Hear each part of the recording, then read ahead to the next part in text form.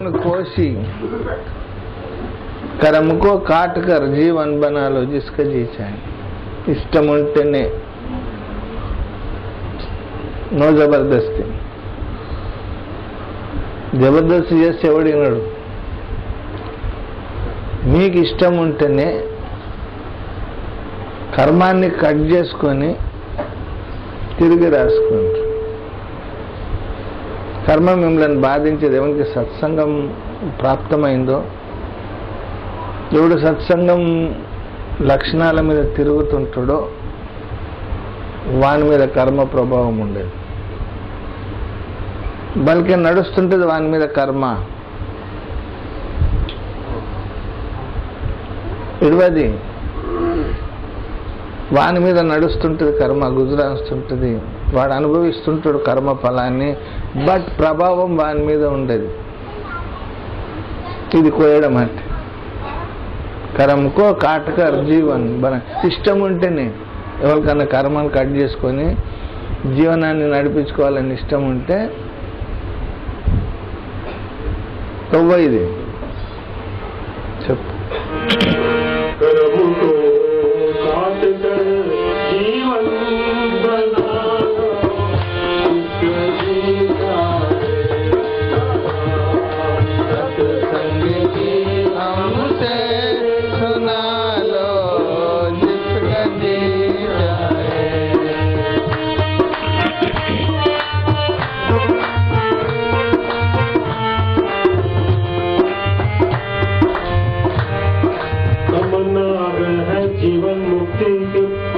हालत में आने की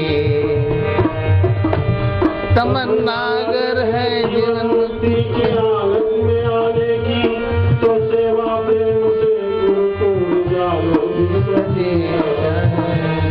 तो सेवा प्रेम से गुरु को जानो जिसका जी चाहे।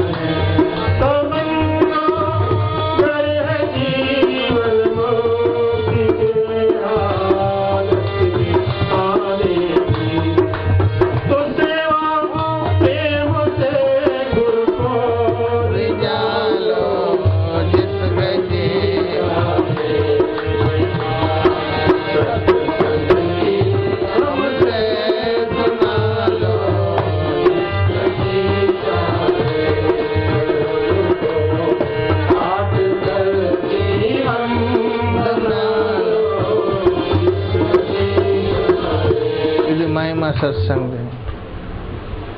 ప్రతివానికి స్వతంత్రుడు కావాలని ఇష్టం। నన్ను పిల్లగాడు వచ్చింది, నా ముంగట ఛాతి లేపొద్దు, ఆయన స్వతంత్రం అది। నా ముంగట తలకాయ ఎత్తి మాట్లాడద్దు, లేదు నీ స్వతంత్రం నువ్వు అనుకుంటున్నావు, కానీ ఎదురుగాని కూడా ఉందిగా స్వతంత్రం। నా ముంగట కూడా ఎవడు తలకాయ లేపొద్దు।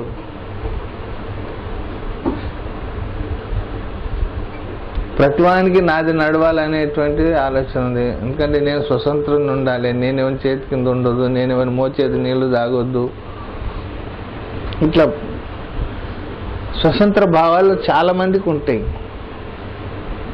కానీ నిజంగా స్వతంత్ర భావాలు ఉన్నా కూడా వాళ్ళు స్వతంత్రులు కాలేకపోతున్నారు। ఒకవేళ నిజంగా స్వతంత్రం ఏందో తెలిస్తే ఆ లెక్కలు ఇచ్చిపెట్టేసేస్తాడు। నిజంగా మనిషికి స్వతంత్రం ఎప్పుడు వస్తాడు? వాడు భగవంతునిలో జీవించినాడు వస్తుంది।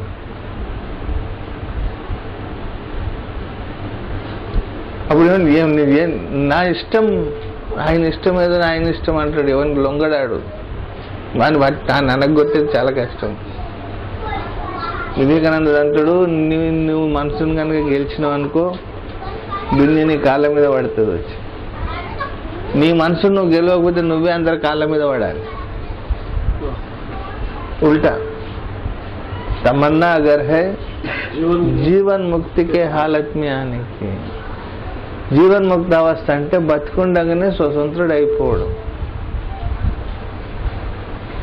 వాడొక్కడే అనగలడు మోజ్ మాలిక్ అని। భగవంతా నీ ఇష్టం, నీ ఇష్ట ప్రకారమే నడవని, నువ్వు ఎట్లా పెడితే నేను అట్లుంటా. నువ్వు నన్ను గరీబ్తనం పెడితే గరీబ్తనంలో ఉంటా, నువ్వు అమీర్గా పెడితే అమీర్గా ఉంటా, నన్ను రాజుగా చేస్తే రాజుగా ఉంటా, బికారిగా చేస్తే బికారిగా ఉంటా, సన్యాసిగా చేస్తే సన్యాసిగా ఉంటా. నువ్వు ఎట్లా పెడితే అట్లా ఉంటా. స్వతంత్రం నేను అనగలుగుతాడు అట్లా.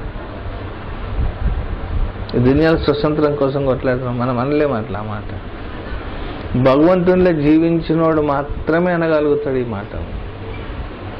వీళ్ళేమంటారు, వీడు జీవన్ముక్తావస్థలో ఉన్నాడు అంటారు. ఒకటి జీవన్ముక్తావస్థ, ఇంకోటి విదేహముక్తి. విదేహముక్తి అంటే జీవన్ముక్తికి ఫరక్ ఉంది. జీవన్ముక్తావస్థ అంటే బతికుండగానే ముక్తుడు అయిపోయినాడు, బంధాలకు దంది దిగిపోయిన జ్ఞానం వచ్చేసింది కాబట్టి భగవంతునిలో జీవిస్తున్నాడు. వీడు చచ్చిపోయినంతనే సమానం. బట్ ప్రారంధం ఉన్నది కాబట్టి కొంతకాలం బతకవలసి వస్తుంది. సాధన పూర్తి చేసిన తర్వాత కూడా మనిషికి బతకవలసి వస్తుంది కొంతకాలం, కాబట్టి జీవించి ఉండవలసి వస్తుంది కొంతకాలం. ఆ జీవించవలసిన శేషకాలం ఏదైతున్నదో మిగిలిన కాలాన్ని వీడు స్వతంత్రుడుగా బతుకుతాడు. ఇది జీవన్ముక్తావస్థ అంటే. వాళ్ళు అట్లా బతకాలని నీకు ఇష్టం ఉంటే, ఒకవేళ మళ్ళీ కూడా నీ ఇష్టం అట్లా గిట్ట బతకాలని ఉంటే, తో సేవా ప్రేమ సే గురుకో రిజాలో తీసుకెళ్ళేసా, అప్పుడు గురువు దగ్గర అట్లుంటేనే, లేకుంటే గురువు అవసరం లేదు. నువ్వే గురువు, నువ్వే చేయలేవు. నీకు ఇటువంటి ఆలోచన కనుక వస్తే జీవన్ముక్తావస్థ. జీవన్ముక్తావస్థ అంటే బతికినంత కాలం స్వేచ్ఛగా బతుకు. మా మహారాజ్ దగ్గర అడిగిన, మహారాజ్ తత్వం చెప్పి చూడన్నాడు, నీకేం లాభం అవుతుంది గణేష్ ఈ మార్గంలో తిరిగితే అంటే, చెప్పండి మహారాజ్. నువ్వు బతికినంత కాలం నీ జీవనం విజయవంతంగా గడుస్తుంది.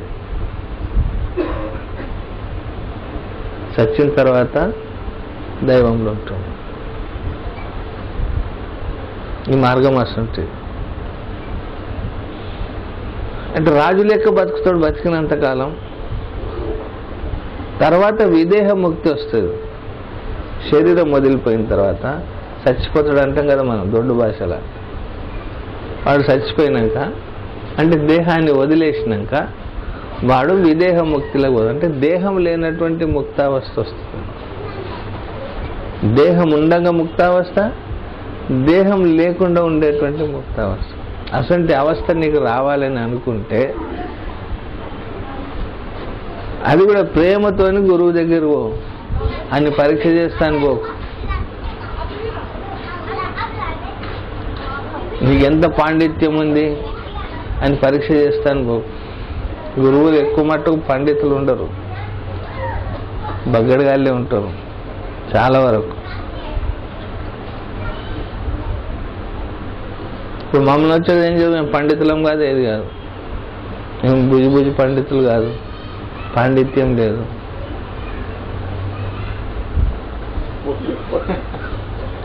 కానీ గురువైన లక్షణాలు ఏంటి? మంచి శాస్త్రంతో పరిచయం ఉండాలి బాగా, వాడు దైవంలో జీవిస్తూ ఉండాలి, 2 లక్షణాలు కలిగి ఉండాలి. శ్రోత్రియ బ్రహ్మనిష్ఠుడు అంటారు, అట్లా ఉండాలి వాడు. కానీ అందరికీ అది అబ్బుతలేదు. గల్లీ గురువులు ఉన్నారు. అయితే నీకు ఎప్పుడైతే అటువంటి ఆలోచన వస్తుందో నువ్వు గురువుని ప్రేమతోని జత పెట్టుకో, స్నేహం చేయి, నీకు అవస్థ వస్తుంది. అది కూడా నీ మనసు ఉంటుంది. అప్పుడు ఈ సత్సంగం యొక్క మహిమ నీకు అర్థమవుతుంది.